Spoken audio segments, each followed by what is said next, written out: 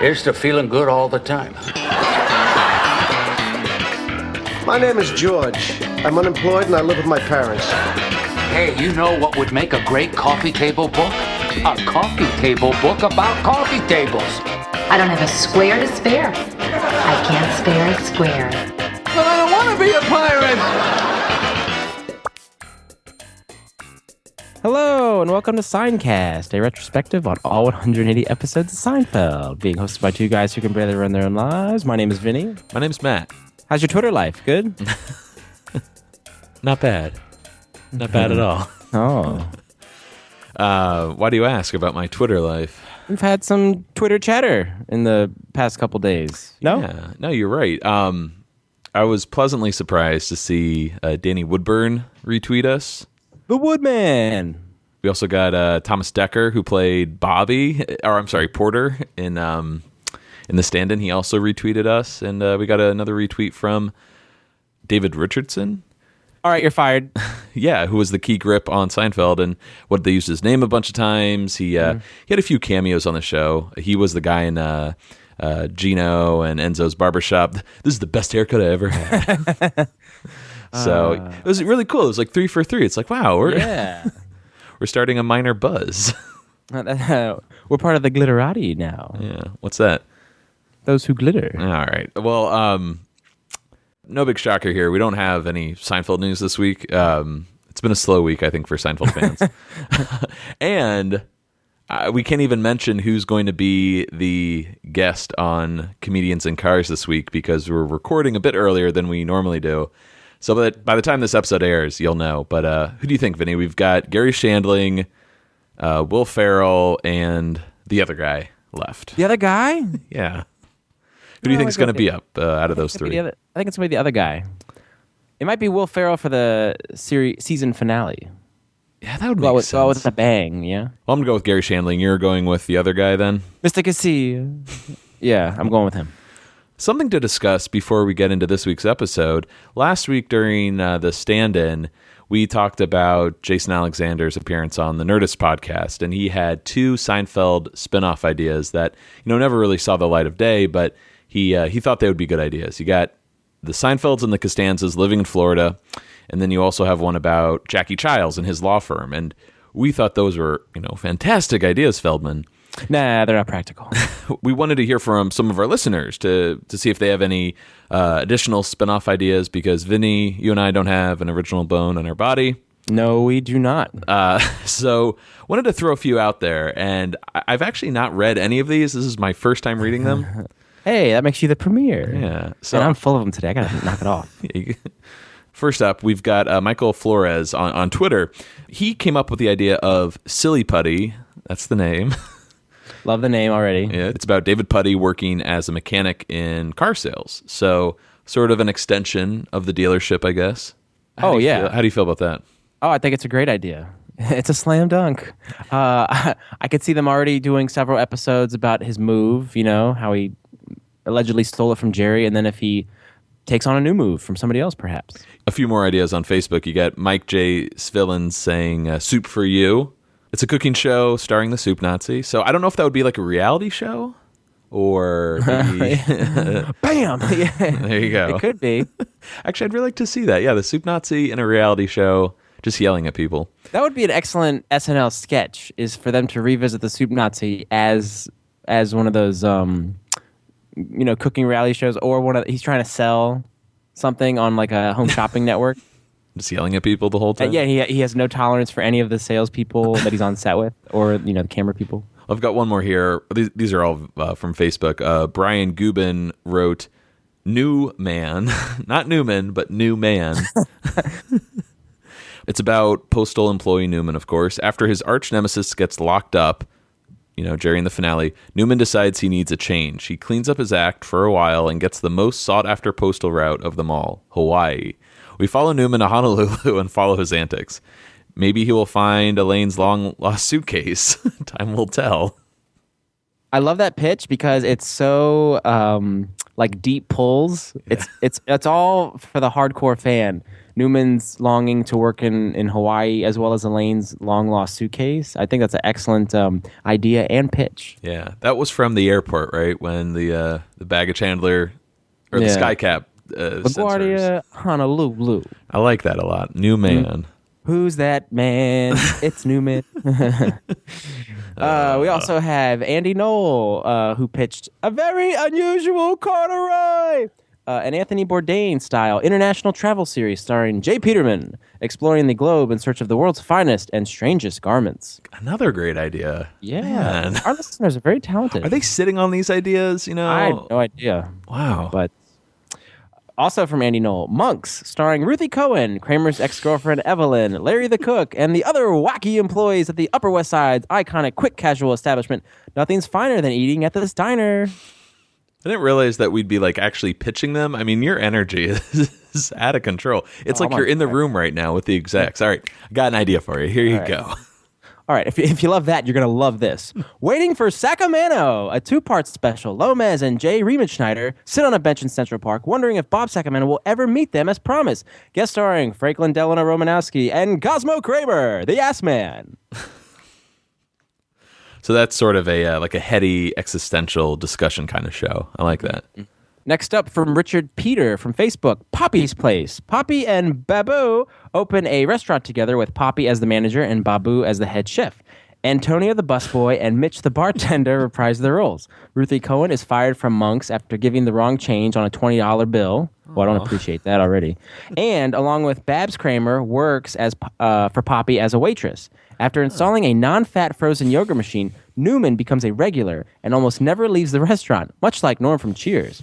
After a dispute over pizza toppings, Poppy fires a cook, but is forced to hire Frank Costanza to pick up the slack when George Steinbrenner decides to host his 80th birthday party at Poppy's Place.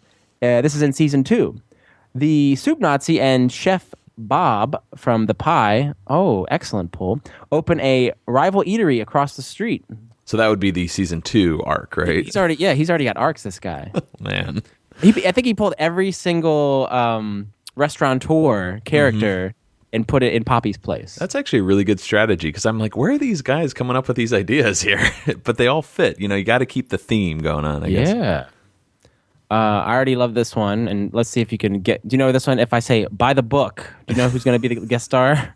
Or the lead star, I should say? I'm going to guess Joe Bookman. Officer Bookman rejoins the NYPD and is assigned a new partner, Officer Morgan. Think the eye patch cop from the Scofflaw. But because of you, that guy. The two quickly find themselves pursuing the infamous Lopper, all the while trying to find Joe Crazy Clown Davola, the criminal responsible for the recent death of Bookman's daughter. Ooh. Expect a Jake and the Fat Man crossover episode. That's great. Yeah. It's got a little like Batman Joker kind of theme, like the crazy clown kills a daughter. That's rich. That's an excellent idea as well. Also from Richard Peter, we have Keeping Up with the Costanzas. After a Korean clothing corporation buys the rights to the Manzier, the Costanzas use their vast wealth to join the same country club as the Rosses. Each episode focuses on a scheme, often an outrageous bet intended to oust the Costanzas that ultimately backfires. The series ends with Mr. Ross having to become Frank's butler just to recoup his financial losses. Jackie Childs, Jay Peterman, Mr. Pitt, Bob Cobb, Sue Ellen Mishke, and Dr. Wexler guest star as club members. Incredible. Another great These one. are all home runs. And another bullseye. And by far, I think my favorite title, also from Richard Peter, The Royal Mandelbaums. The Mandelbaums became professional coaches in the WWF. They train wrestler Henry the King Royale until he is buried by a hot crepe. Burned. Izzy. Oh, I don't have my glasses on. I'm squinting. They train wrestler Henry the King Royale until he is burned by a hot crepe. Izzy replaces him in the ring and is allowed to win fake fights thanks to a crooked promoter. Meanwhile, the other Mandelbaums try to make champs from chumps, including David the Wrench Putty. Wow. I am blown away that our listeners came up with these ideas. I think they're all slam dunks. They're all fantastic. I would love to just see even a 2-3 minute skit about each of these TV shows. It would be wonderful. You could have some improv troupe do them, or you could even set this in the animated world, much like the Signimation we see on the DVDs as extras. You could animate these. Do you have a favorite out of God? How many did we read here? We got 4 from Richard. You got 3 from Andy, 1 from Brian, Mike, and another one from Jeremy. I think the one that made me laugh the most was Poppy's Place. Actually, I think so too, because it kept building and building, and each new character upon new character kept being added to the mix, which I thought was really clever. Yeah. But I do like, just in terms of its premise, and one of my favorite single shots, Officer Bookman in By the Book. I think that would be my choice pick. What about you? I like keeping up with the Costanzas because you always think of the Costanzas butting heads with the Seinfelds, but they've only once encountered the Rosses. I think those people are sick. And it's kind of cool how all the affluent characters of Seinfeld end up at this one country club. Mm-hmm. So, I say, should we keep them coming, or could this get out of hand?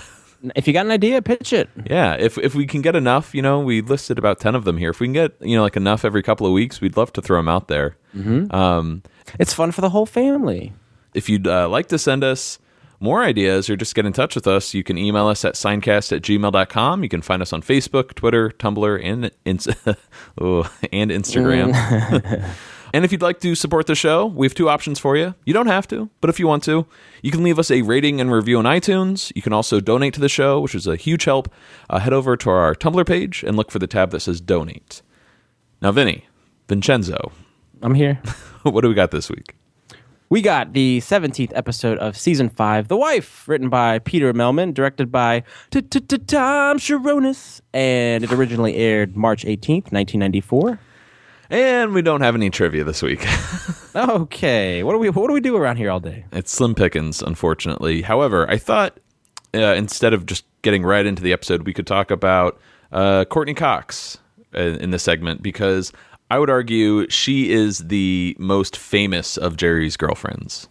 When you look back at the list of Seinfeld girlfriends, she has had the most successful and everybody knows her as Monica from Friends, Mm-hmm. And she went on to do other things with Dirt and Cougar Town post Friends, but she will always be Monica Geller from Friends. And I think she is the most popular and successful girlfriend to come out of Seinfeld. Yeah, I threw another name out there. Terry Hatcher maybe comes close. She had Desperate Housewives and New Adventures of Lois and Clark. Or Lois and Clark, New Adventures of Superman.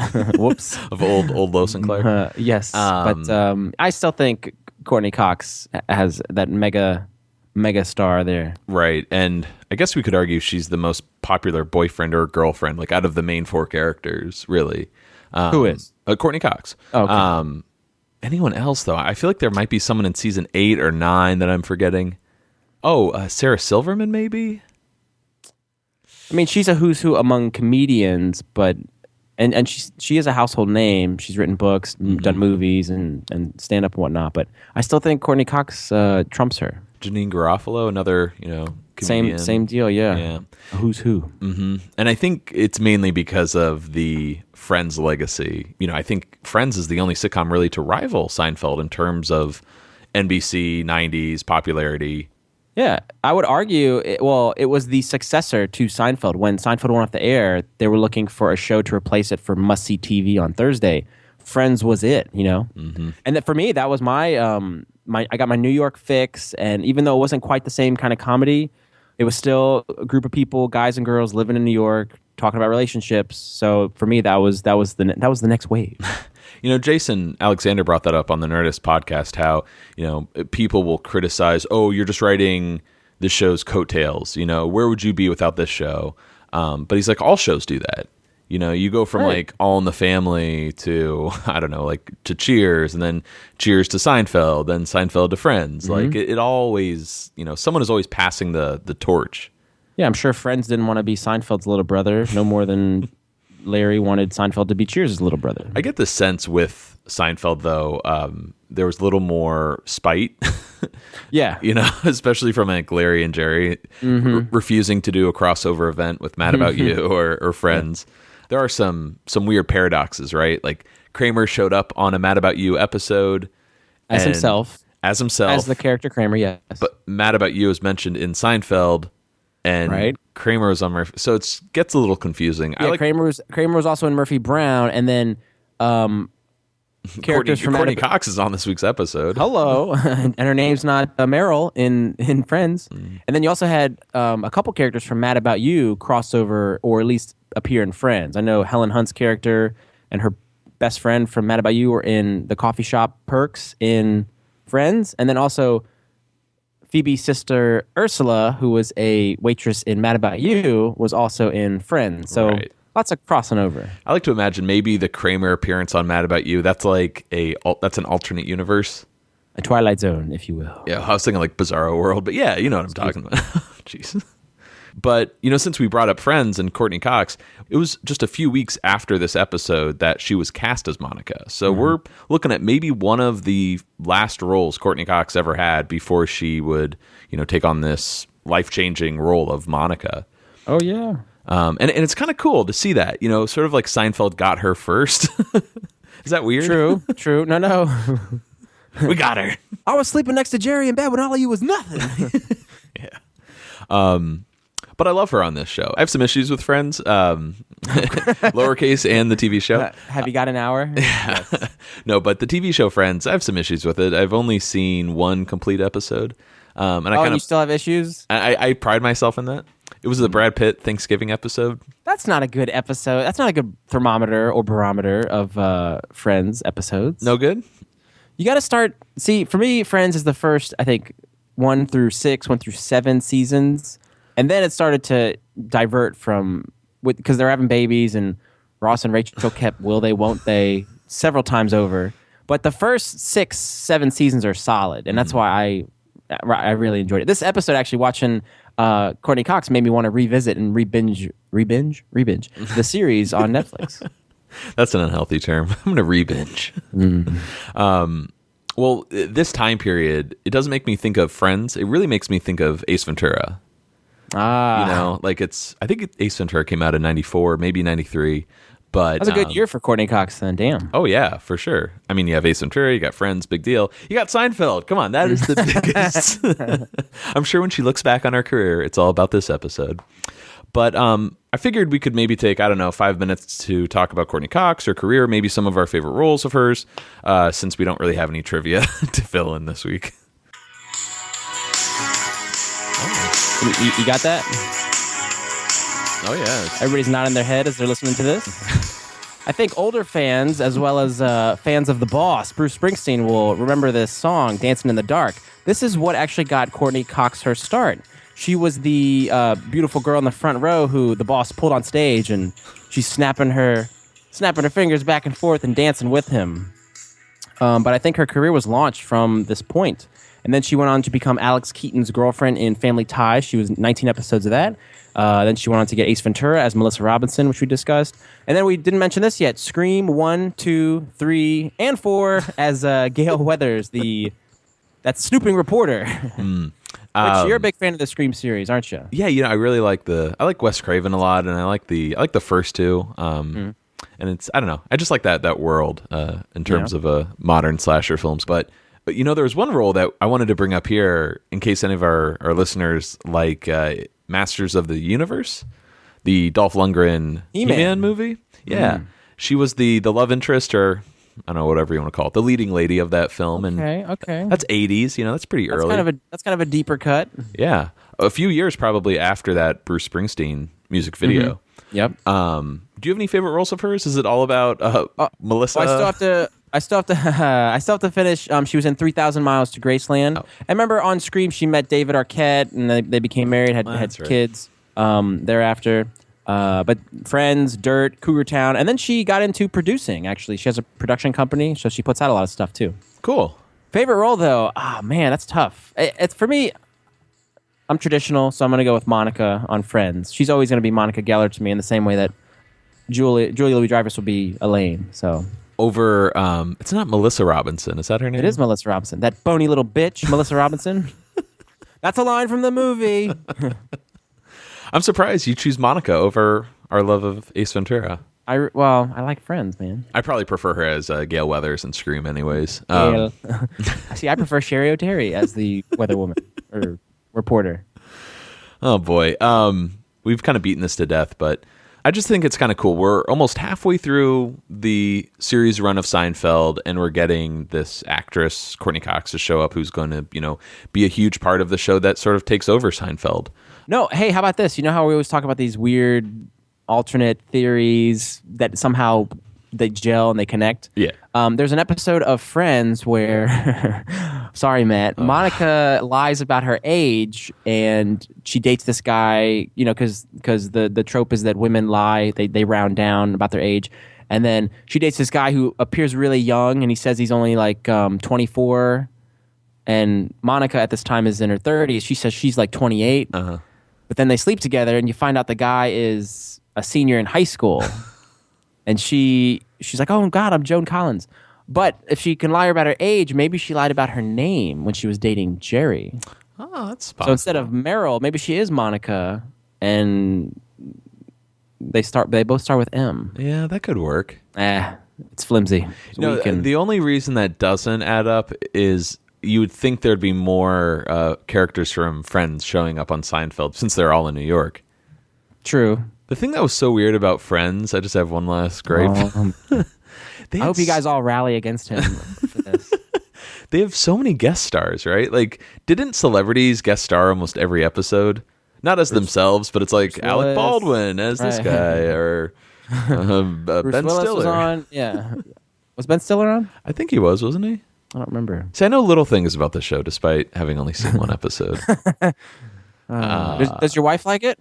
Yeah, she likes it, but I think depending on her mood, she could either watch Seinfeld or Friends. It doesn't matter. In fact, she'd probably watch neither. Yeah. But good thing you brought up my wife because we have an episode to talk about. Okay. I think of all the places that you go all the time, the dry cleaning relationship is one of the most bizarre because you keep giving each other the same thing back and forth over and over again. He gives it to you, you give it to him, he gives it back to you. It's like it's half his shirt in a way. He has it as much as you do. You ought to go shopping with him. What do you think of this shirt? That would look good with a light starch. The only warning label people really respect is dry clean only. You know what I mean? Speed limits, lung cancer, cigarette warnings. Your very life is at stake. People go, the hell with it. But dry clean only, don't put that in the wash. It's dry clean only. Are you crazy? Again with the dry cleaning. Dry cleaning might be Seinfeld's one of his most talked about topics. Definitely. I wish we had kept a running tally. You got dry cleaning, you got airports, weddings. What else is a Seinfeld staple? So I was going to say dating, but that's so vague. Cars or modes of transportation, old people. Yeah. But something about dry cleaning, really does come up a lot, I feel like, in Seinfeld's humor. It was in the pilot episode, Yeah, the laundromat, and then season 1 also had that thing with the I Shrunk It guy. Yeah. Mm-hmm. Wasn't there another Jerry bit about dry cleaning where it's like, dry cleaning, you take your fingernail, you scrape it off your clothes, boom, that's dry cleaning. Come on, that's a lot of shirts, hurry up. First scene of the episode is in Jerry's apartment. Jerry and his girlfriend Meryl are about to head out to breakfast, and I guess he's a little upset because she was all over his side last night in bed. I really like that we're getting some of Jerry's emotions and like personal feelings when it comes to his relationships. I like it too because it's very relationshipy to start. You see Meryl coming out of the bedroom. She's buttoning up her blouse, and they're kind of having this like morning talk as a couple. I had one cheek off the bed, A problem I have with Friends, one thing is the fact that the show is so big on dating and not relationships, but will they, won't they? The drama, basically. I complained about that, I feel like, in our earlier episodes, and I'm glad Seinfeld really focused on the jokes pretty much. But I like the dating relationship stuff in this episode because it is part of the joke. You know what I mean? A pretend marriage. Yeah, and Jerry being, I don't want to say domesticated, but that's sort of it. Even though he lives in an apartment in the city, it feels like he might as well be, miserable living in the suburbs. Right, and part of his character is being this staunch bachelor in New York. Jerry, you break up with a new girl every week. Yes. That's part of Seinfeld. So the fact that we get to see this little taste of him being domesticated and having a wife is, I don't know, it's really satisfying. It's the same as seeing George actually get ahead for once and not be crapped on, by society. Of course. Well, this is a little too far, though, for me. Meryl points out that Jerry is falling way behind on his I love yous. No, 12-8. No, it's 15-8. I know I can't beat you. I'm just trying to stay competitive. Do you have any thoughts on this? Like the I love yous? I don't think Jerry's ever said I love you on the show. Because they haven't explored this topic. They're gonna talk about I love yous later on in the series when George said it once to a dog, right. And he wants to say it to Sienna. Mm-hmm. But you never learn of Jerry's I love you past. And you alluded to this earlier in a later episode. I think it's Serenity Now. Jerry gets in touch with his feelings. I think you're right. And he says that to Kramer, right? I love you, Kramer. Yeah, I love you too, buddy. Right. I love you, Costanza. But this is just weird, man, because once again, we just have to accept that many weeks, maybe even possibly months have gone by between episodes sometimes because Jerry and Meryl, they either move really fast, but 8 I love yous. I'm sure 8 of those were forced maybe because she said I love you. Right. It's pretend. Also, there was some dialogue that was cut. At one point, Meryl was going to call one of Jerry's I love yous into question. She said, I thought you said I love soup. And Jerry replies, yeah, I did say I love soup. Okay. I think that would have been a cool joke to leave in. Yes. But the fact that they are keeping track of I love yous, very immature. And but again, this is a pretend marriage. Mm-hmm. Well, not yet. They're having a normal relationship. Oh, that's right. Excuse me. Interesting. They haven't settled on a fake marriage just yet, but they're throwing out I love yous. Maybe they're just really having a good time. Hey. But it's that pretend marriage that just makes everything fall apart. Really well, then quick. it's simple. They're both going to hell. Okay. Okay. Well, they get their coats, and Jerry's gonna try the sports jacket scarf thing like an unemployed actor. And we get 2 callbacks here. Did you pick up on these? I picked up on the Gore-Tex. Now, that's a callback to the dinner party, of course, with George's puffy coat. Right. But the fact that she says cashmere... Well, I got a third reference here. She says cashmere. That makes me think of the red dot with the cashmere sweater. Cashmere. But feeling someone's material and commenting on it. That's between your thumb and your forefinger like this? That's a callback. Was that the sniffing accountant, I think? With Mr. Grandmont. Yeah. Yeah. And of course, Jake Jarmel, that's how he meets Elaine. Man, we could just keep going all day on this, couldn't we? Well, Jerry finds a locket in his pocket, which is weird. It has someone else's photo. A locket in his pocket? Lock in his pocket. A photo in the locket. No idea whose it is. So the plan is to swing by the dry cleaners to see maybe if he knows. And now here's a clip. Nothing too crucial in it. I just really like the dialogue. Well, what do you want to get for breakfast? Pancakes? Oh, now come on. I'm getting pancakes. I don't know that. Oh, we can't both get pancakes. It's embarrassing. It's like one step from the couples that dress alike. I'll get the short stack. Ah, that's why I love you. 15-9. Hey, how you doing? Oh, we just got back from breakfast. Pancakes were dynamite. Hey, is that my maple syrup? Oh. Yeah, You bring your own syrup? got to. You got a lot to learn about pancakes. Let's stop for 1 second here. Jerry says, but we can't both get pancakes. It's embarrassing. It's like one of those couples that dress alike.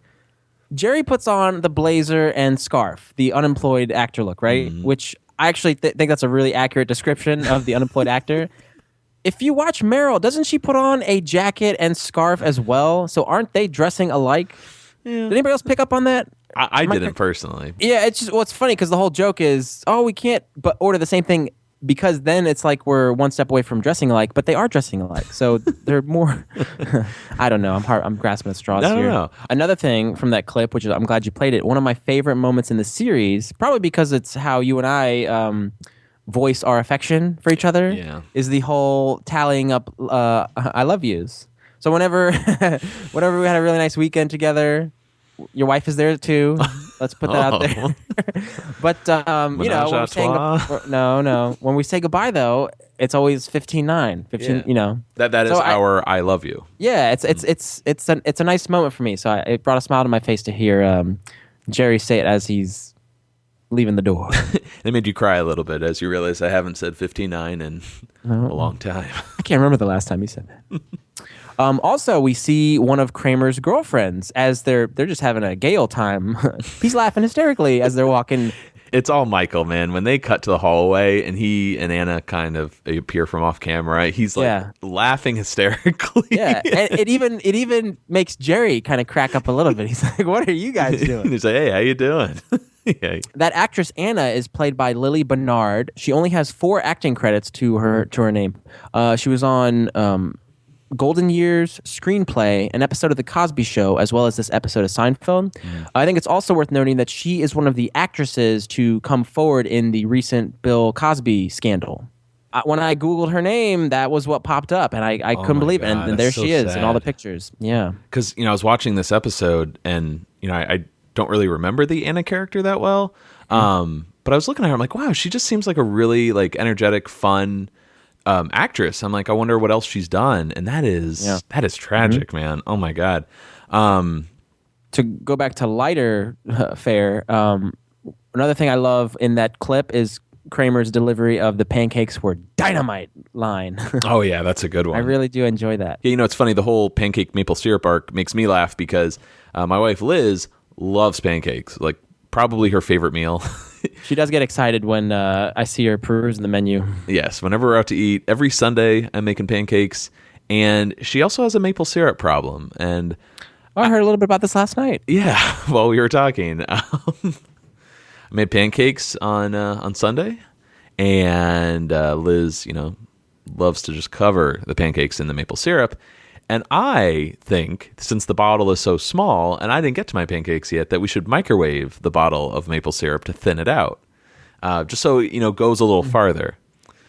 And she did not agree with me on that, and we haven't talked since. No. Oh, I grew up with the microwavable maple syrup where it would say mild, medium, hot.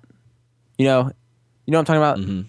But anyway, now I buy the nice maple syrup in the glass, and I keep it at room temperature. So that's my room temperature. Syrup. Maybe that's what we need to start doing. Where do you keep it? In the fridge. Really? After you open it, yeah. I'm not familiar with that.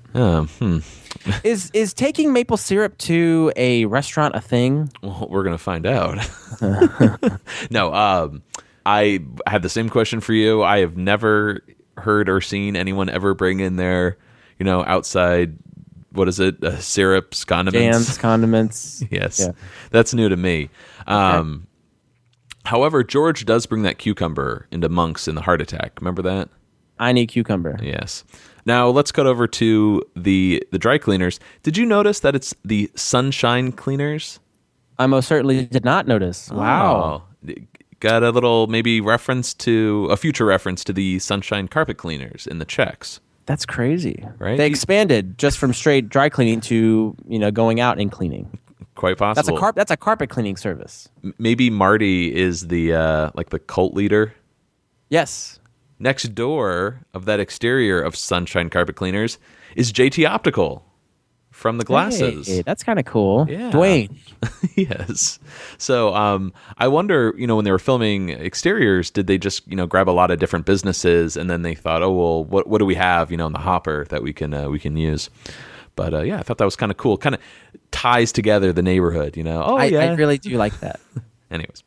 So Marty, the dry cleaner, is looking at the locket. Turns out the photo inside, it's of his wife. She died 8 years ago, apparently. I never understood this, but I guess it makes sense. He wears it, and it turns out the chain broke while he was working, and it must have fallen in Jerry's pocket.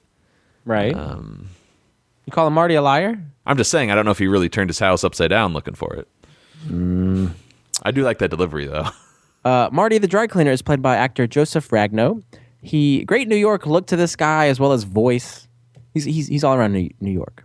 He was in The Babe, The Commish, The Phantom, Daylight, as well as Shawshank Redemption, and 3 episodes of the new Netflix series Jessica Jones. Oh, I haven't watched that yet. Which I just saw got renewed for season 2. Have you watched it yet? I did. It's excellent. Well, Marty is happy to have the locket back since it's all he has left of his late wife.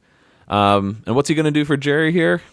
I'm going to give you and your family 25% off your dry cleaning. Oh, come on. That's silly. What are you talking about? It's silly. Hey, forget it. Get out of here. It's done. All right. It's moments like these exchanges. I always want to know who was responsible for that particular piece of dialogue, because this is a Peter Melman episode. But as we know, every final script gets a final pass by Jerry and Larry. Mm-hmm. And for me, when I see something like that with the "get out of here, it's done," that seems very Larry David to me. But I don't know. It could be Peter Melman. It could be Jerry. It could be a combo of all three. I wonder if these were words on the page, or is this just sort of a little improv moment? Well, if you watch Curb and kind of Larry interacting with people, that whole like "get out, I am, it's done." That's I remember that from Curb a lot, which makes me think it's a Larry thing. Yeah, I don't but know. It could be Jerry. It just feels very natural since they're talking over each other. Yeah, but yeah, I don't know. Meryl, however, makes a bold move here, and she assumes she's going to get the discount too because she's Jerry's wife, of course. And I love moments like these because I never really stop to think of them. What is going through Jerry's mind here? When Meryl says, "I'm his wife," he turns and looks at her, kind of has a smirk on his face, and then he's like, yeah. My wife. Like, he's no stranger to lying or playing a role, but when you see him pause for a minute, it's almost like, do I want to do this? Well, yeah, it's improv. Do I yes and? Do I play along with this, or do I call her out for being a liar and he's going to yes and? Right. And it's a really nice moment between them as a couple. And I think for me as an audience member, I'm like, oh, I like that. The two of them are in this lie now together. Right. Yeah. And they're going to save 25% as a result. This seems not like Jerry would necessarily call her out, but I can't think of many girlfriends that would, be so bold to pretend to be his wife in the moment like this, and for Jerry to go along with it. Go along, Jerry. Well, it's 25%. That's a big deal. Mm-hmm. And it's funny, like you said, Jerry's not going to call her out, but he is going to let her take the fall for that syrup later on in the episode. That's true. So he's going to let her feel a little bit of heat. That's true. He really does like that coffee shop. So Marty agrees to the discount, hey, all right. And Jerry and Meryl don't miss a beat, of course, pretending to be married just to really sell it here. You might regret that because the money my wife spends on I'm clothes. taking him to the cleaners. Is he such a humor? Come here, I'm so nuts about you. I'll tell you, it was fun being single, but when you meet a woman like this, you don't walk to get married, you run. Ooh. I feel like he thinks, this is how married people act, right?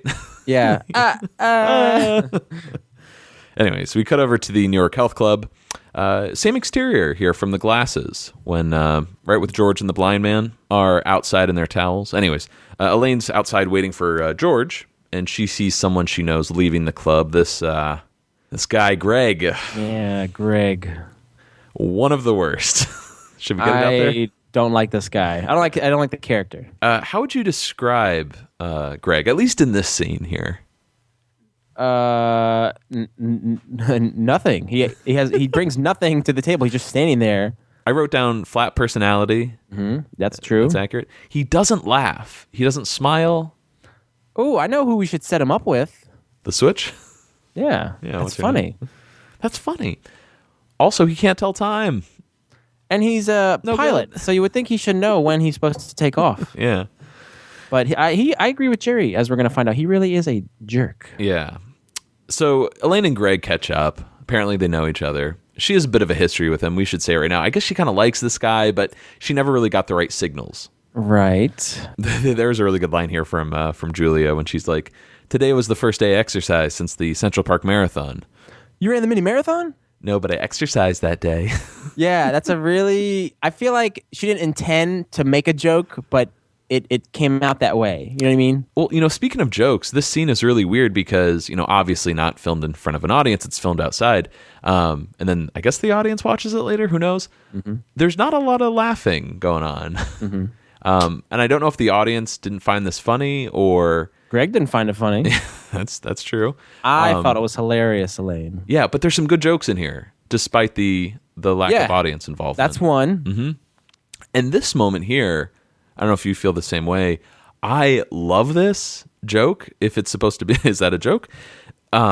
But Greg says it's 11:30, and Elaine freaks out. She's like, "What?" Yes. Oh, I'm sorry, 10:30. I thought this exact same thing. I have in my notes. Doesn't Elaine seem kind of off her game in this scene?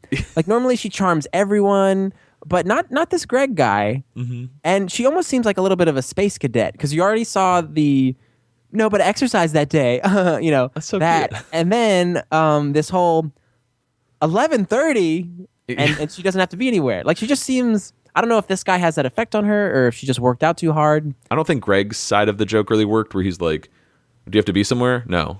Well, then what do you care? I just thought her reaction was hilarious enough because I freak out sometimes. Oh, yeah. I have no idea why. Uh-huh. What? It's only 8:30. It doesn't matter. Yeah. No, it's fun. Greg, the flyboy, the jerk, is actor and actually stand-up comedian Scott LaRose. He was in Going Overboard, 3 episodes of In Living Color. Did you know that? Oh, nice. He's definitely got that white guy look about him for sure. Come to think of it, he is white. he was he was also in 2 episodes of Melrose Place. I didn't get that. Also named Greg. Is that a crossover, people? He was in. I wasn't listening at all because That's okay. He was in. that The was a Sixth George Man. moment, right? Yeah. Jerry?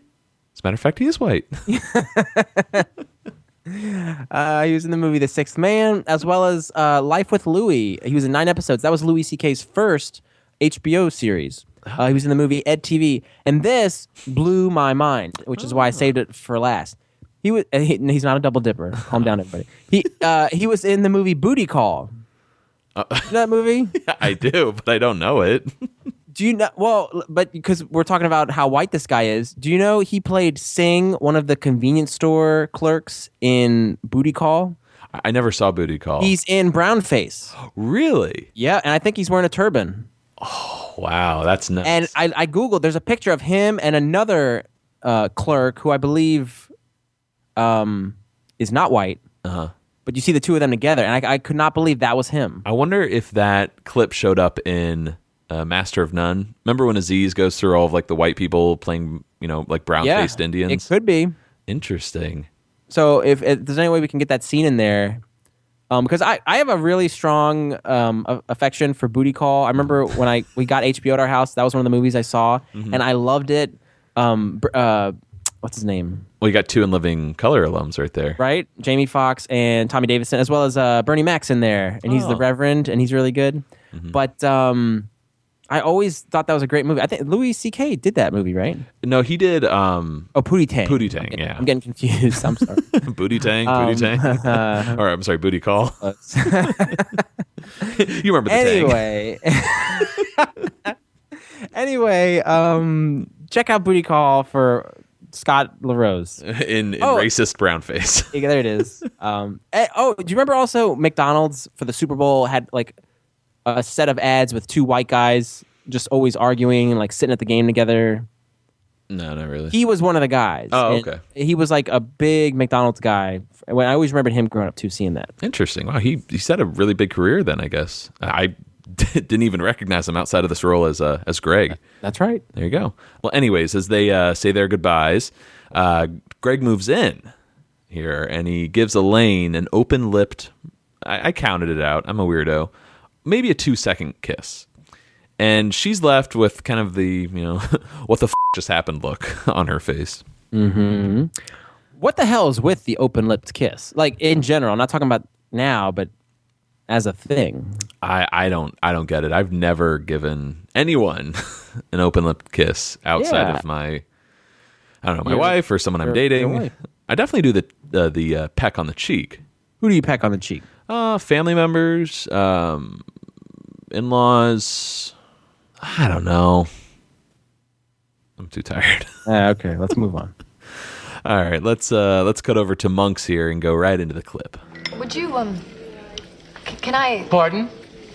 The syrup. Would you pass the syrup? Oh, you want to try the syrup? Can I get you anything else? Yeah, I think my wife and I'll have a little more coffee. Okay. And a check from my husband. To my beautiful wife. Wow. To my adoring husband. Adoring, what about handsome? I like adoring.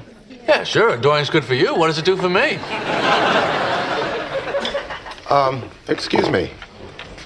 Where did you get that? We don't allow any outside syrups, jams, or condiments in the restaurant. And if I catch you in here with that again, I will confiscate it. I told my wife not to bring it. I know I always fawn over Julia, but I'm gonna deflect here, and I think Courteney Cox is just stunning on screen. In the same way that Julia kind of just pops and lights up the screen, I think Courteney Cox is very ravishing in this episode. I've never seen it personally, like when I was younger, but I definitely feel it on this rewatch. She's got a twinkle in her eye. Oh my God, yeah. Just, it's not about like, oh, she's so gorgeous. It's more like, as you put it, really lights up. Yeah. When she's on screen. I love the way that they're playing up this fake marriage. They really seem to be enjoying themselves. And it also seems like the audience is kind of reveling in this fake marriage as well. Oh, yeah. I love that one line with the waitress. Can I get you anything else? Yeah. I think my wife and I will have a little more coffee. Okay. And the check for my husband. I just like how everyone's sort of really upbeat. Even the waitress is like, oh, all right. It's like we're watching an episode of Andy Griffith or something. You know, it's all happy suburban family. That waitress is played by Susan Segal. She was the waitress in The Wife, as well as we'll see her in The Opposite. Oh, cool. She was in an episode of Murphy Brown, Everybody Loves Raymond. And she was also in a season 2 episode of Curb Your Enthusiasm. She was in the episode The Car Salesman. She played the real estate agent. You mentioned she comes back in The Opposite. She must be the one who takes George's order, right? Probably. Yeah. Let's talk about the highlight of this scene. Larry, the monk's, what is he? Is he the owner? The manager? Cook? He actually has several monikers throughout the show. He starts off as the owner of Monk's, then he becomes the manager, and then I think he goes back to the owner, and then he becomes Larry the cook.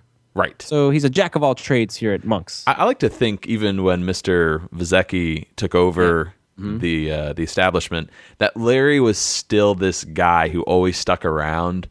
Yeah. And while the place changes hands, he takes over. Maybe if, Cook can't show up, he fills in. As you put it, jack of all trades. Exactly. And this is only the second of 6 episodes that he appears in, and yet he feels like he's just a staple in that diner. It seems like his scenes are very similar. It's always someone sitting at the booth and him just watching and approaching. Hey! Yeah, you. If you boys can't keep it down. Yes.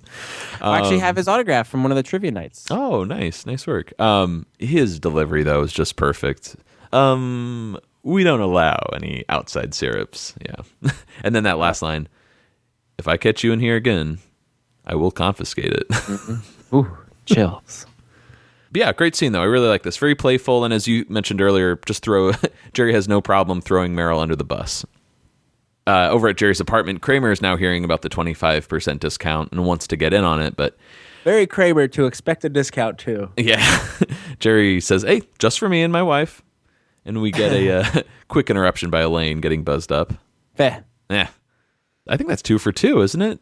Yeah, 2 weeks in a row. Last week it was George doing the Jerry, however, talks to Kramer about really enjoying his marriage, though. And I'll tell you, I'm really enjoying this marriage thing.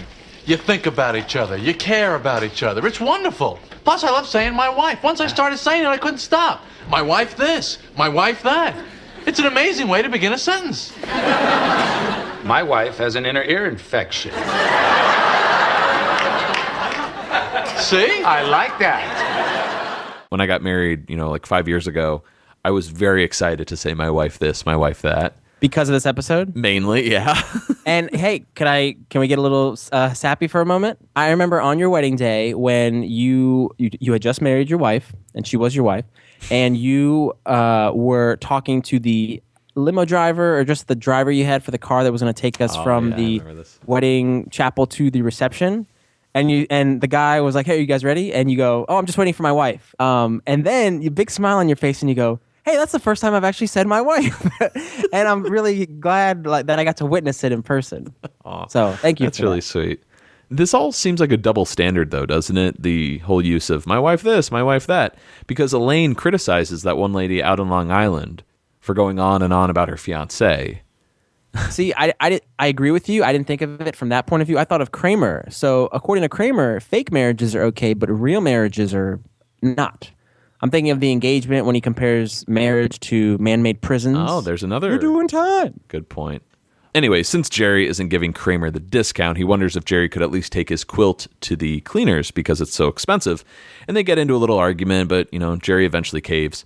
Elaine arrives, and I love this moment here. Hey, Elaine, what do you say if neither of us is married in 10 years, we get hitched? Let's make it 50. We're engaged. Love that. I used to have a deal with a girl. If we're not married by such and such age, let's get married. And since then, she has gotten married. Oh. So I guess I'm stuck at the singles table with all the losers.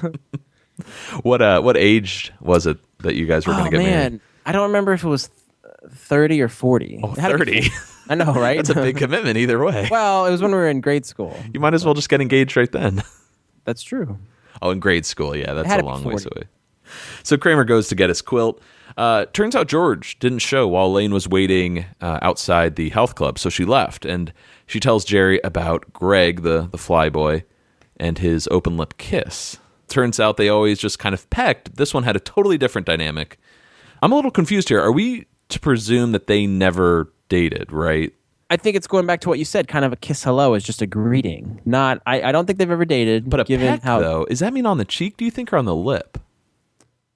I hear peck, I think lips. Yeah, that to me just seems really forward for people who have never dated before. Mm-hmm. Mm-hmm. I mean, if you like each other and you want to send some kind of signal, I think like a cheek-to-cheek thing is, in at least American culture, sends the signal like you like them. I feel if I tried that with any one of my friends who are girls, they would be like, what is your problem? If I tried cheek, let alone lip.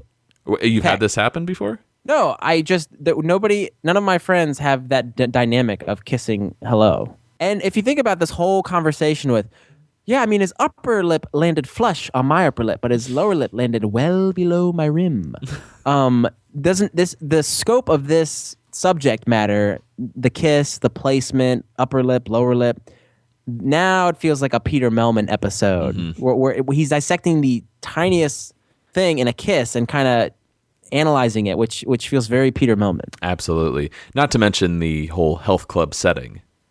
Peter Melman being not just a big sports guy, but, I think of the Implant with Sidra, that was centered around the health club and the saunas and whatnot. Speaking of the Implant, he actually wanted to incorporate this idea, this open lip kiss, into the Implant episode, but it ended up making it into The Wife. Ah, there you go. If we're looking at the the big picture, what's Elaine's overview? She thinks Greg is trying to send her a big signal here. He really wants to change their relationship, and this is when the buzzer goes off. Yeah. Oh, it's George. Hey, what happened to you? Nothing. Little problem. Well, what was it? I was waiting. Can I come upstairs, please? Maybe he wants to ask me out. I don't know why you're interested in this guy. He's a jerk. Because he doesn't pay any attention to me and he ignores me. Yeah, so? I respect that. What happened? Nothing. I said it was a little problem. Yeah, what was it? Well, I was in the locker room showering and I had to go, so... There we go. Anyway, I think the guy in the shower opposite saw me. He really gave me a dirty look. You went in the shower. Yeah, so what? I'm not the only one. Do you go in the shower? No, never. Do you? I take baths. Well, what was I supposed to do? Get out of the shower, put on my bathrobe, go all the way down to the other end, come all the way back? Did you ever hear of holding it in? Oh, no, that's very bad for the kidneys. How do you know? Medical journals. Do the medical journals mention anything about standing in a pool of someone else's urine? Why are you interested in this guy? He is a jerk. Elaine says, because he doesn't pay any attention to me and he ignores me. And a couple things. That made me think of, that's kind of the same reason why she's attracted to Fred. Because he can't remember her name, you know? So it seems that Elaine, if guys don't show her attention and you know, it's almost disrespectful, they kind of put her down, then she is attracted to that guy. Not the same thing, but I was reminded of The Snub with Kramer. Ah, there you go. But I Similar. think you have a better connection with Fred Yerkes. Fred's attraction is a little bit sicker, I think, why she's attracted to Fred. And I actually hate... Because it's Fred Stoller? No, because he can't remember her, and she finds that intriguing. Yeah. Elaine has really lowered herself by season 8, though. So. Oh, yeah. And I really actually hate this line because I feel that sometimes this is true in the dating world. Mm-hmm. So it pisses me off that this is a truism. Sorry. One other thing I love about this clip is when George comes in, you know, being very defensive. Well, I was in the locker room, showering, and had to go. So Jerry's line is, here we go. And I love that line. Jerry knows his friend so well. He knows that something bad is on the horizon. You know, but it's a great moment. And me and you, it's a joke with us too. Many times. We say something, here we go, here we go, here we go. We've known each other so long, and we know each other so well, like we're very predictable in that regard. So we can throw out a here we go probably 10 times in a normal conversation. There'll be one more in this episode. Yeah, probably. Interesting little continuity thing here. In the same way, like Kramer says, I only carry hundreds, to I don't carry a wallet, to keep the big bill on the outside, that weird continuity gaffe. Mm-hmm. In this one, Kramer says he takes baths. Which is still accurate. Sure, it is accurate, but we find out later he stops taking baths and starts taking showers because... Season 7, the shower head, he becomes repulsed by baths. Right, he says you're sitting in tepid water. Tepid pool of your own filth. That's it. All sorts of diseases and microorganisms having sex with each other. Also, the shower head written by Peter Melman, so maybe there's something on his mind. Let's go over to the sunshine cleaners. I want to say carpet cleaners, but just the cleaners. Don't do it. Jerry arrives to drop off Kramer's quilt, and wouldn't you know it, Meryl's dropping off some quilts of her own. And they try to play it cool. Hey, honey, what are you doing here? I must have been in the incinerator room when you left. Just as Marty is dealing with yet another quilt getting dropped off, look who shows up. Jerry! Uncle Leo! Hello! So, if you or your wife want to drop by on Wednesday, it should be ready. Your wife? Yeah. My wife. What are you talking about? I got married. You got married? I wasn't invited? Nobody sends me an invitation? Well, it was sudden. Are you ashamed of your uncle? Do I embarrass you? No, it was a small ceremony. Haven't I always been a good uncle? Yes, you have. Who told you when you went to school that you print well? You did. When he was younger, he had a beautiful penmanship. I used to encourage him to print. I'm a good printer. I remember your V. It was like a perfect triangle. Oh, there's my bus. Yeah. Okay. Hello! Uncle! Len Lesser, Uncle Leo, the perfect family member to catch Jerry in his fake marriage scheme. Really comes out of nowhere. It's like, boom, didn't see that coming. Yeah. Twist again. He's in rare form. Yeah, he is. This episode. I mean, Len has been around since season, 2?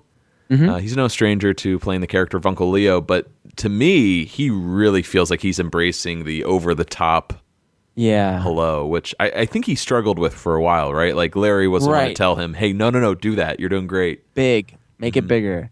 And the line, you got married, I wasn't invited, nobody sends me he's really sad that he wasn't included. And are you ashamed of your uncle? Yeah. No, it was a small sermon. It's so sweet that this old man his feelings are hurt that his nephew didn't invite him to the wedding. Yeah, it is really sad. And I also like how He's like, didn't I encourage you to print when you were younger? He's explaining himself being a good uncle to Meryl, and yet he never introduces himself. He never asks her name, and he goes, "There's my bus. Wait, hello."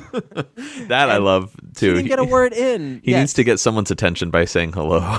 It's hey, Uncle Lee. He's got it tattooed on his knuckles. On his knuckles, yeah. Also, funny you mentioned the penmanship. He says that Jerry's V was like a perfect triangle, and there's a little connection maybe to the handicap spot. Isosceles? Yeah, well, Jerry drew a perfect triangle freehand. Mm-hmm. So, I don't know. Perfect triangle. He's good at the V's. Well, let's go over to the New York Health Club.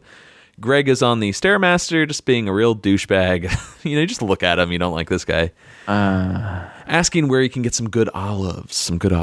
And also how great Elaine looks in her leotard. Who wouldn't like me in this leotard? I look amazing in this leotard. Gotta respect the confidence on Elaine here. Yeah. She's brimming with positivity. Well, we do get some really good VO here. Some Elaine VO, that is. Something we haven't really seen or heard in a while. Probably not since the Implant. Another Peter Mullman script in the sauna. Coincidence? Yeah, maybe. Who knows? I love the VO. I feel like the show never went overboard with it, but they could have done it a little bit more. Yeah, it was more sparse than plentiful, so they could have done more VO. For sure. So in addition to complimenting Elaine on her leotard, Greg is also having dreams about her. And as Elaine is getting ready to ask him out... So wait, I'm going to stop you right there. You? Up until this point, these are definitely signals, wouldn't you say, that a guy is putting out to show a girl that he's interested? So where can I get good olives? Right. That one's meh. Yeah. That's just in passing. But you look great in that leotard. Mm-hmm. And then I had a dream about you. Those, I think, are two big ones, right? Yeah, but to me, and maybe I'm biased because of Greg, but very creepy. You know what I mean? Perhaps. I don't know. She doesn't ask what I was doing in the dream, Yeah, that's true. And Elaine is looking to get with this guy, so I'm sure she's overlooking the creepy factor, maybe. Then Greg asks for a sip of Elaine's water. He takes the water, and rather than just drink it straight from the spout, he wipes it off vigorously with his shirt to cleanse it of any of Elaine's germs. Then he takes a sip. Elaine recoils in horror. And she forgets what she was going to say. And it just hit me right now, just that act of, Elaine in water bottles with, what's her name? Her coworker at Peterman. That's true. The germaphobe. Peggy. Peggy. You seem to sleep with a lot of men. Oh, that character really bugs me too. You mentioned the VO earlier, though, and I think it's really cool, interesting to see the female point of view when trying to interpret male behavior. When usually with Seinfeld, it's the opposite. I just like how we can hear Elaine's voice as she's trying to dissect. What the hell is Greg trying to say to me? George enters the workout room, and he's got his sweatpants, his sweatshirt. See that guy right there? Yeah, you mean him? Yeah. I caught him urinating in the shower. I think I'm thinking about turning him in, too. Nice physical gag to end that scene with George getting his foot caught in the stepper.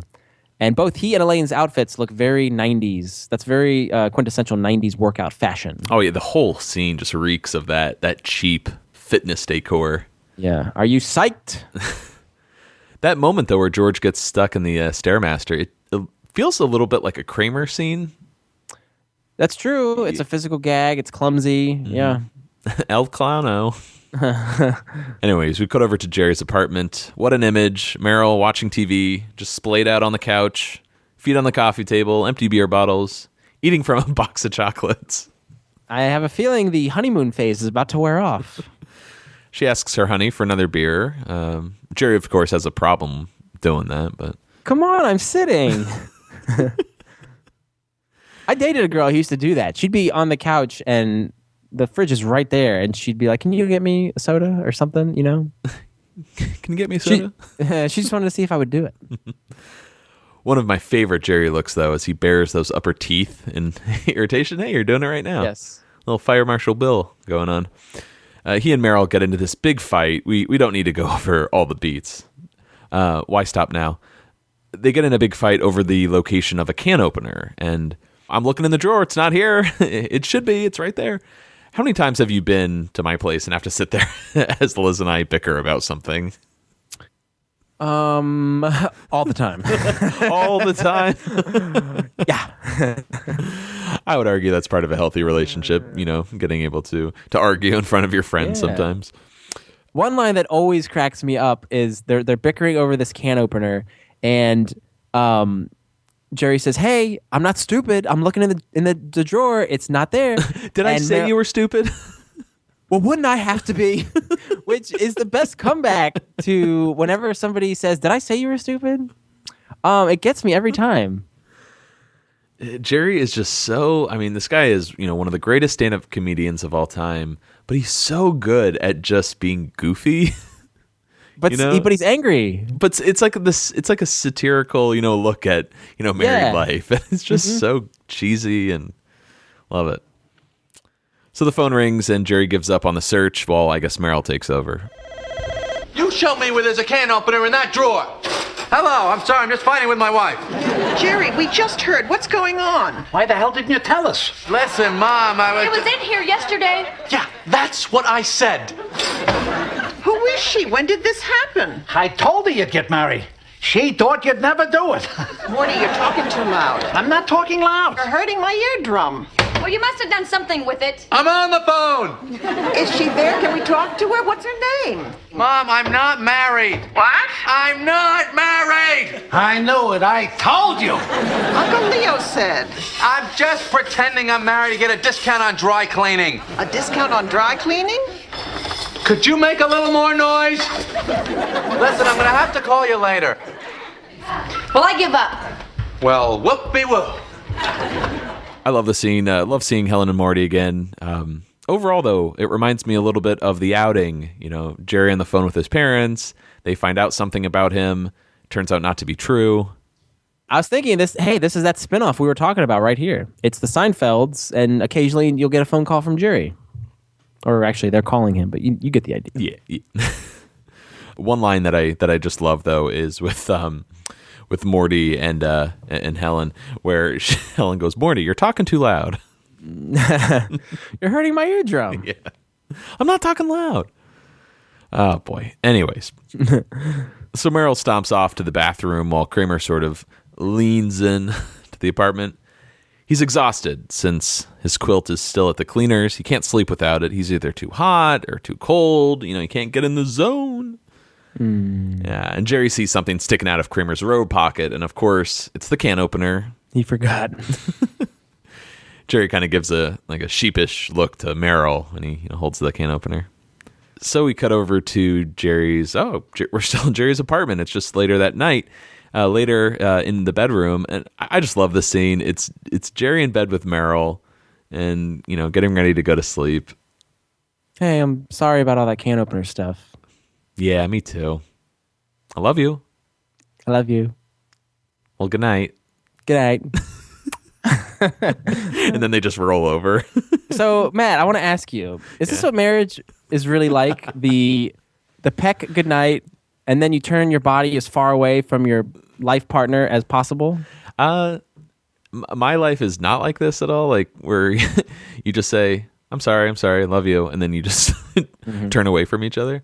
But it really sums up marriage really well, I think. Where you sometimes you have these really dumb fights and you just find a way to get over it, and that's it. And whether or not you really are over it is to be determined. But I like that juxtaposition between "I'm sorry, I love you," and then just facing opposite ends of the bed. I mean, clearly it seems as if they're going through the motions now. Like you saw how honeymoon and lovey-dovey they were in the beginning, 15-9, and then we saw the transition with, "Come on, I'm sitting." Right. You're right there. And now it's I'm just going through the motions, just trying to get through the day. It's right. So we get an act break, and we're back in Jerry's apartment, dropped actually right in the middle of a scene, pretty intense scene, where George is freaking out about maybe getting kicked out of the health club because of what he did in the shower. They could kick me out of the health club if he tells them. So what do you want me to do? Talk to him. How can I do that? You said the guy gave you an open-lipped kiss. Yes, but then he wiped his hand on the top of the bottle when I offered him water. That doesn't mean anything. Are you kidding? That's very significant. If he was interested in me, he'd want my germs. He'd just crave my germs. He's right, George. Bottle wipe is big. Well, what about the open-lipped kiss? Bottle wipe supersedes it. Yeah, you're right. All right. Maybe he's not interested, but you still know him. Can't you just ask him? George, but if I ask him now, I will have no chance of going out with him. Why? I don't know.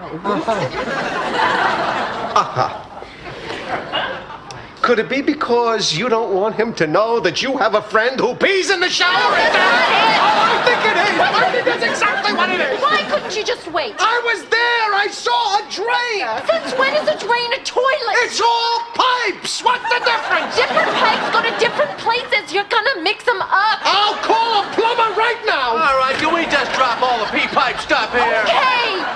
So Elaine's line is a line that I love to use all the time, where if I'll use she instead of he, but if he was interested in me, he'd want my germs. He'd just crave my germs. I think that's really true. Yeah. Can I ask you a question here? Because it kind of bugs me. I don't really have an answer for it. Why is Jerry so monotone, this scene? I think that's like just a little added joke to the scene, is that he's not even really interested in what they're discussing about, but he still... They ask him to weigh in. Bottle wipe supersedes it because he's just exhausted, probably from his pretend fight with Meryl. That's what I was arguing. That are we supposed to assume like he's kind of just miserable in his marriage, so it's sort of interfering with. He's just kind of over it, I think, and he doesn't have the energy to kind of engage to his full potential that we're used to seeing. To basically juggle both the pretend marriage and his friendship. Mm-hmm. I also love the line, but he wiped his hand on top of the bottle when I offered him water. That's a really cool delivery by Julia. And the moment where Elaine says, George, but if I ask him now, I will have no chance of going out with him. George says, why? And at that moment, you see in the background, Jerry turns his head. And he realizes that George has caught Elaine in this lie, or at least in what's Elaine's true motive of why she's not going to help George out. Dude, the best part about it though is Elaine, imagine this, she's like sitting on the arm of the couch. Jerry's, sitting on the other end watching TV. She's in focus. He's a little out of focus, so he's not really a part of the scene. Yeah. But you can totally see his expression. Yeah, it's really subtle, but it's a wonderful addition to the scene. Yes. I'm so glad you picked up on that. Oh, thanks. And a fabulous exchange. Again, remember how I think Julia and Jason were saying we don't really get a lot of scenes together, just the two of us. The back and forth here where they're yelling, it's all pipes. What's the difference? Yeah. Different pipes go to different places. You gotta it's a wonderful exchange between the two of them. I like how far George takes it to at the end. I'll call a plumber right now. We just stop with the pee pipe stuff. Yeah. So Kramer enters. He doesn't look too good. He's still exhausted. He really needs to get that quilt back, and he begs Jerry to pick it up for him. Jerry's really pissed. I assume, the marriage, the friends yelling at each other. Elaine points out how pale Kramer looks, and he starts freaking out because he actually has to meet Anna's parents today. So that's going to be an issue. Uh-oh. Yeah, the phone rings, and another fantastic moment. Very similar to the bedroom. It's not a laugh out loud moment, but it's really clever. I really like this idea. Jerry, what's he talking to Meryl about? Like, yeah, I'll pick it up, or... We don't know. Yes, I told him. Yeah. I'll get it. So while tensions are rising, Elaine and George, I love it. They just share that look. How would you sum it up? It's this shit again? I was thinking more like a pitiful look, like, oh, he's getting reamed again. Yeah. To which the scene ends with, whenever, okay, I'm sorry. And they shut the door. They're like, Jerry's not coming. Obviously he's in the middle of a fight. Yeah, God, I love that. That's just so just to see how your relationship with your friends changes as a result of getting married. It's just so clever. We also get a weird fade out here, which I think is kind of rare unless we're going to a commercial. You know, usually we'll just have a normal cut to the next scene and the, you know, this time it's a fade to black. So we are at the Sunshine Cleaners again, and turns out the quilt won't be ready until tomorrow, which causes a little brouhaha between Kramer and Marty. And Jerry does his best to, dissolve the tension. So Kramer's plan, since he's so pale and he has to meet Anna's parents, is just to hit up the tanning machines. Hey, it's how he maintains his glow. Kramer is very tan. He is. We've brought this up before. But does that surprise you that Kramer would use a tanning machine? I have trouble with his character being more vintage and kind of old school using the tanning machine. I do buy him sitting on top of the building with one of those aluminum mirrors or whatever they're called. Butter, yeah. With butter. Mm-hmm. I see him tanning in that fashion, but I don't know. Again, when I see him in the tanning bed and hitting his head, it's funny. Yeah. It's funny. But I don't know. I'm like, really? Kramer would use a tanning bed? I don't know. That just never really bugged me. It seems kind of appropriate, but maybe he's sort of in a desperate situation here, so he has to do the tanning salon. All right. And as Kramer leaves, a woman enters the dry cleaner to drop off some clothes. It's going to cost $13, and since she can't afford that, she turns to leave. She locks eyes with Jerry, who overheard everything, of course, and they kind of share a look. Then we cut over to the health club again. Greg is on another machine while Elaine waits to use it next. And I love that moment when a guy walks up to use it, and she's like, "Yeah, I've got it next, buddy." That's very New York, isn't it? Yeah. And the guy walks away, and she sort of scoffs. Yeah, I saw that.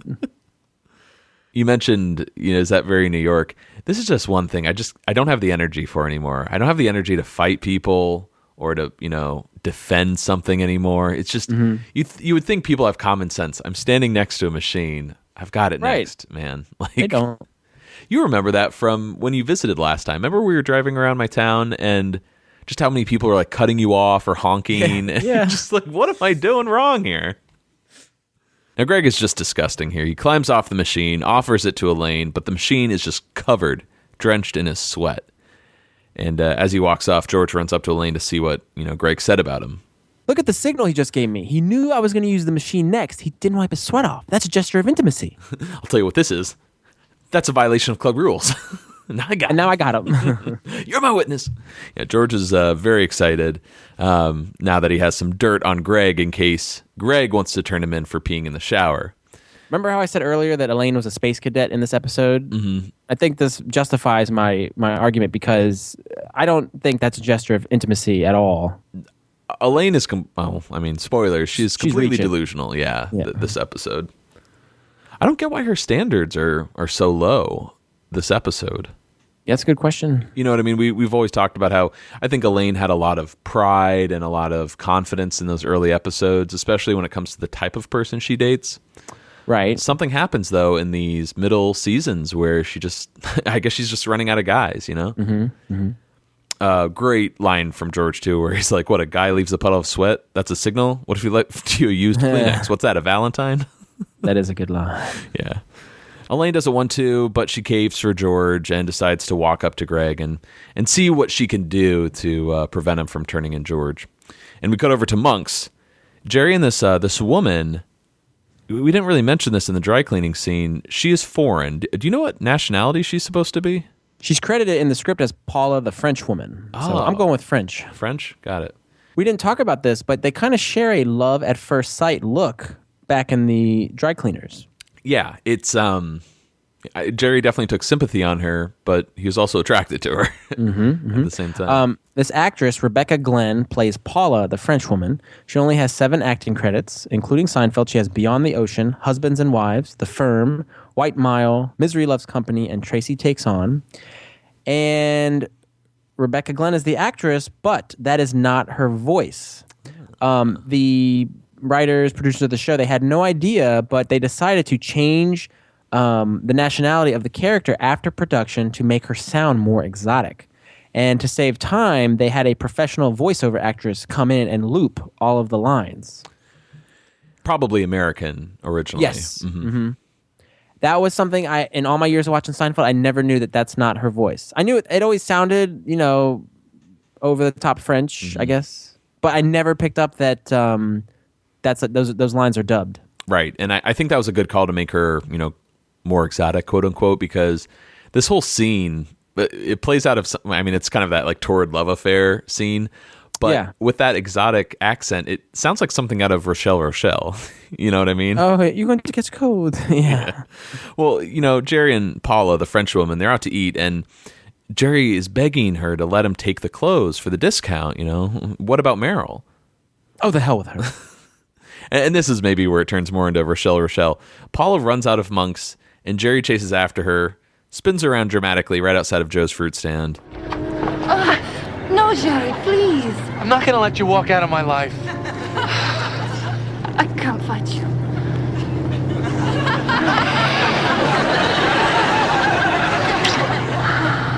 Do you want box or hanger? You decide. Now, what do you think of Jerry stepping out on his wife like this? Well, pseudo wife. Well, we've pointed out how quickly this all escalates. To marriage, the honeymoon phase, to fighting, to now having an affair. That is unfortunately the path for a lot of married people out there. But it's kind of like our hero character, or at least the main character of the show. He's cheating on girlfriend, pseudo wife, and yet I'm not disturbed by it. Like he can get away with anything. Isn't that weird? That is, I think, the pure brilliance of Seinfeld. These people can do despicable things, and you never bat an eye at them. I really do feel like, as Jerry says in a future episode, things always have a way of working out for me or evening out. And I feel like it's going to work out for Jerry, it's going to work out for Meryl, and it's going to work out for Paula, too. Yeah. Before we leave the scene, I do love that moment at the end when he says, "Do you want box or hanger?" And she says, "You decide." And the look on his face... Yeah. It's like he's been asked, do you drop the bomb or not? It's so... I don't know what to do. Anyways, let's go over to the New York Health Club once again. Kramer is in his tidy whities, and he climbs into a tanning bed. And let's just jump ahead here a little bit. He eventually falls asleep, which can't be a good thing. Well, elsewhere, Elaine is talking to Greg on the Stairmaster. Oh, there's the manager. Good. I think I'm going to talk to her about that guy. We cannot have people like that in here. Are you sure you want to do that? Yeah, he's disgusting. Besides, I'll take any chance I can to talk to her. Oh, you're interested in her? Very. Ah. I'm engaged. Yep, I'm getting married in 50 years.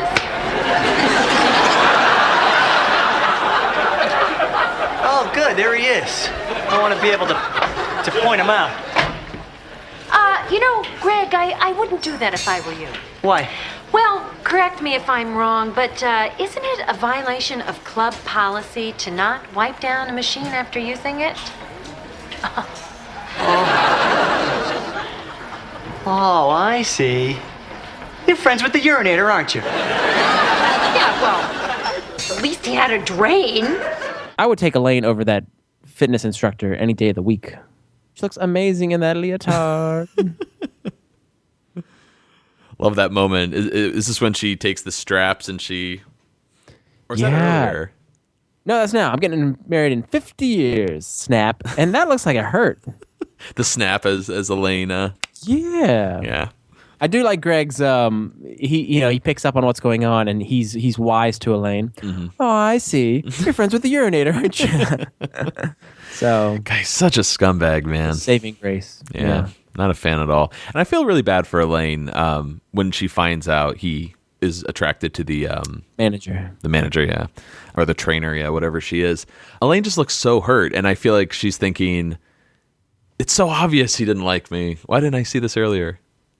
When Elaine realizes she doesn't have a horse in this race. She's like, all right, I'll help out George, Yeah, now she will help out her friend. Exactly. So instead of cutting over to Anna's parents' apartment now, we're going to do the Jerry stuff first, then we'll do the Kramer stuff. We are at the Sunshine Cleaners, and Meryl's picking up her clothes, and she's looking through them when she realizes, hey, some of these clothes aren't hers. In fact, I think it's like lingerie, maybe. It is. Mm-hmm. And Marty tells him, oh, your husband brought them earlier himself. And we cut to Meryl confronting Jerry about this shocking turn of events at his apartment. You son of a bitch!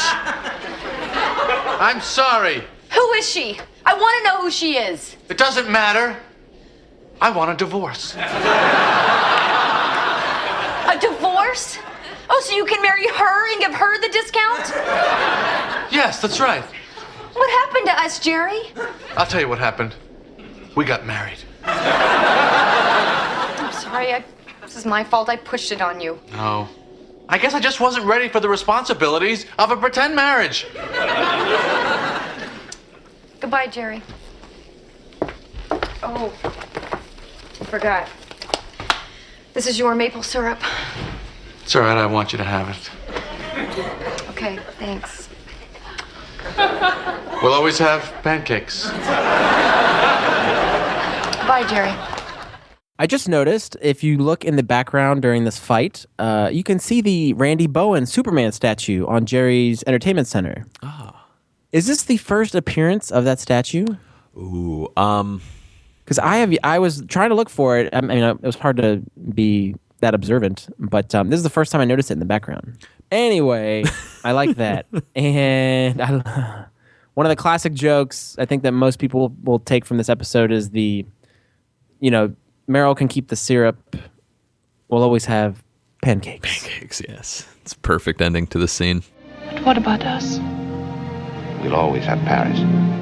I really like this arc, this episode, the Jerry Merrill arc. It's so I do too. Very efficient, very quick. It's probably one of the few relationships that have like a real satisfying arc like this, where you see the beginning, middle, and end. You're absolutely right. Mm-hmm. Really like it a lot, and that's it for Merrill this week. But let's cut over to the final scene of the episode. Anna and her family are waiting for Kramer to arrive. They seem pretty excited when there's a, knock on the door. Oh, that's him. And when they answer the door, it's Kramer. But with a tan so dark, Anna and her family just stand there shocked. Some are actually laughing. Now, we didn't mention earlier, but, Anna is black, as is, the majority of the people in the apartment. So this can be a pretty confusing moment when the boyfriend shows up. It looks pretty much like you mentioned the actor who played Greg in Brown Face. That's essentially what's going on here. Same thing. And it's the grandpa or dad saying, I thought you said you was bringing a white boy home. I don't see a white boy. I see a damn fool. Now, there's two things I want to talk about here. Well, first up, I like this ending because I think clueless Kramer is the best. I love Kramer that is just totally unaware of the situation and everyone is looking at him like a complete idiot. That's the first point. The second point, though, is it's really, really hard for me personally to watch this and not think about the Laugh Factory incident. Absolutely. It's like an elephant in the room. Yeah, if you think about it in terms of the Seinfeld universe, I would think the Kramer character is not thinking anything of it, but anytime there is Kramer and some sort of connection or reference or interaction with some sort of African-American character, or anything actually with the Kramer character dealing with race, it's a shame that there's this tarnished portion of the show. Mm-hmm. I think if you take the Laugh Factory incident out of this discussion, I think this ending is, can be very polarizing, for people. Some people find it, just not funny and offensive. I think some people like us can look at it from, the Kramer character point of view and be like, well, he's such an idiot. He doesn't even, he looks like a damn fool, pretty much. Wow. He doesn't realize it. But yeah, man, it's just, if anyone out there can watch this and not think of just the horrible things Michael Richards said, it's just like, wow, that's... Well, again, in season 7 of Curb, they did shed light on the incident, and actually did a little bit of a satire on the incident of Michael Richards, right? We actually talked about that. I remember during season 7 because there is a family that lives with Larry. They're called the Blacks, and it's Vivica A. Fox and JB Smoove and their family, and we just saw that coming right from a mile away. This is maybe 2-3 years after the Laugh Factory. How are they going to handle this situation? And we said, how can they not touch on, because we knew they had the Seinfeld arc, all 4 main principal actors had signed on. We're like, they have to have something with Michael and race written into the series, and sure enough, they did. Yeah, they did, and it's so stupid and pointless to be like, oh, well, I think that makes up for everything. I don't think that conversation can ever truly happen, but how they addressed it in Curb, I think, really brought a lot of humor, much needed humor and lightness to the situation. But yeah, moments like this though, unfortunately, it doesn't do the same thing. Maybe because it's it was before the incident, so it's not fair to compare them in a way. Yeah. Right. Yeah. No, definitely. Let's talk about the actor, the grandpa who delivers one of the most memorable lines. He only has a couple words, and I always remember, I don't see a white boy, I see a damn fool. Nick Latour plays Grandpa. He passed away in 2011. This guy's like going back to the 70s. He's been on single episodes of The Jeffersons, Good Times, Quincy, What's Happening. He was in White Shadow. He's also on Martin, Married with Children, Hanging with Mr. Cooper, Deep Cover. And then he was in the movies Don Juan DeMarco and Jingle All the Way. So, from their perspective, are they thinking that Kramer did this intentionally to like fit in with them? I would assume he perceives Kramer doing it to fit in, and that's why he's angry with him that he's doing this. Makes the most sense. To me, the thing about marriage is I can't believe how often it happens. I mean, I like the idea of it, but I can't believe that many people are meeting people that they want to see every single day, every day, every day, every day, every day. That should happen like 3 or 4 times, in the whole century. Like any major investment, you have to sign a marriage contract. Here's your person. If you're a man, the bride's family pays for the wedding. That's like getting cash back. Till death do us part, that's the extended warranty program. Then you give you the ring, that's the keys. You slide it on, start them up. But you got to try and make it work, because remember, your value drops 20% the minute you drive each other off the lot. That first line of the stand-up is absolutely gold, man. Definitely one of Seinfeld's best topics to discuss, to break down. I actually thought this was the stand-up that I used for my best man speech. Oh. But this is a different take on marriage, so we haven't gotten to that one yet. Ooh, well, when you get married, I'm going to use this in assuming I am your best man, the better man. We'll see what happens. All right. So, what do you think? I'd see it again. No, I really enjoyed this episode. I loved Courteney Cox as Meryl, the pseudo wife. I thought she just sparkled on screen, and it was kind of cool to learn about her backstory and how she came to be, and weeks away from getting the role that ended up changing her career and making her this household name. Mm-hmm. And Peter Mehlman, man, all his episodes are always so solidly written, and you want to talk about minutia with Seinfeld, Peter Mehlman he gets it. And breaking down, I guess through the lens of a bachelor, what married life is kind of cool. And I kind of identify with that, being the bachelor that I am. And as well as we talked about earlier, I love Elaine seeing it from a female's point of view, breaking down signals from a man, whether they are on point or completely ludicrous, as we saw both from the character of Elaine. It's funny that we don't get a lot of George. George doesn't enter the story until 6 minutes in, kind of how we saw Elaine a couple weeks ago. Yeah. But he's got the little thing about shower urination, the little run-in with Elaine, and then that's about it. So not a big George episode, and that's okay. This is a big Jerry episode for sure. Big Jerry. And then we have, and then there's a little bit of the connection with Kramer's quilt at the cleaners. Jerry gets the discount. So they're kind of interwoven there. But Kramer has the blackface issue with the girl he's dating and ends up getting in trouble at the end of the episode. So I don't know. This was a really cool episode. I got some laughs out of it. And Matt, I think I'm Matt, I think I'm done being long-winded. No. What do you think about the episode? It's great. No, it's fantastic. Well, you mentioned something there, and you made fantastic points. I agree with all of them. Personally, I love the wife dynamic. I love that kind of relationship. It was, as you put it, the first thing on my mind, really, when I got married, or at least when I said my wife for the first time, was this episode. But something you mentioned in your discussion there, that the Kramer blackface scene, I don't see how blackface can ever be funny, but there's something about it in this scene. It works because it's Kramer being stupid. You know what I mean? Like, that's the joke. It's not. There's no malice behind what happened. He did it by accident, and he doesn't even realize what he's done. Right. Right. It's future events, 12 years later, real life events that tarnish the scene, if it's not already tarnished for you.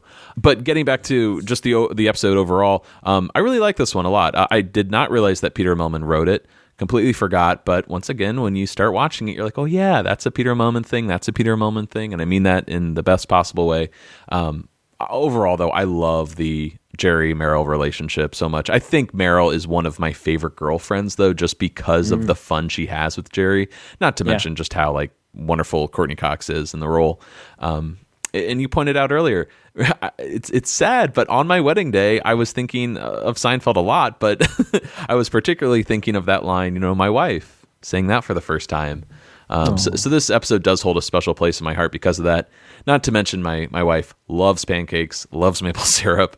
But yeah, I'm a little disappointed that the George, Elaine, Kramer storylines, they don't really seem to dovetail the way they normally do on say like an episode like The Implant, which is just incredible. Another Peter Millman script that is just a 10 out of 10 all the way.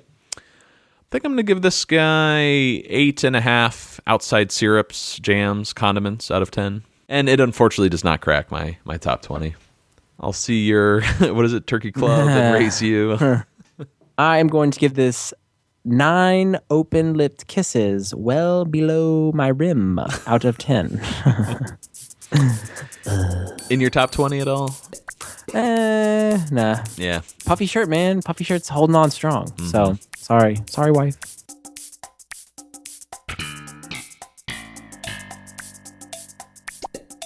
All right, that's going to do it for us here on Seincast this week. Please feel free to reach out to us at seincast@gmail.com, Facebook, Twitter, Tumblr, and Instagram. Keep those Seinfeld spinoff pitches coming. Yes, please. Vinny, what episode do we have next week? Water. They need some water. They'll get dehydrated on the plane. Get the Seinfeld some water. Please. The 18th and 19th episodes of Season 5, The Raincoats, Parts 1 and 2. But for now, I'm Matt. I'm Vinny. Signing out.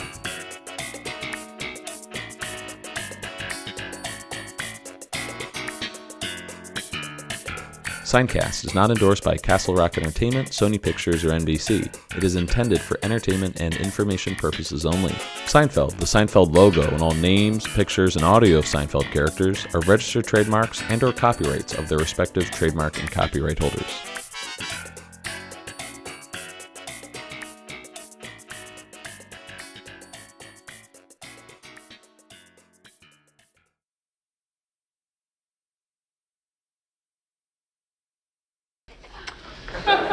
We'll always have pancakes.